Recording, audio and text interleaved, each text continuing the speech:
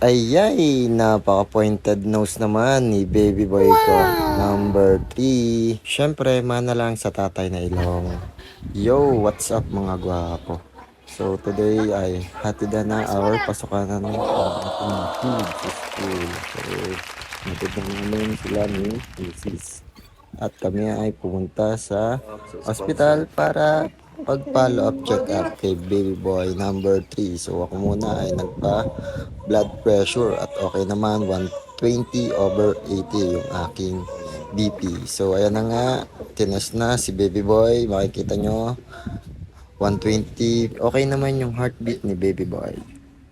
So mabilis ang check up lang at kami ay uuwi na rin ni Mrs. Okay naman, bumili lang ng mga vitamins ni baby boy. Next month ulit. Yun, no? Ingat. Ay, sponsor.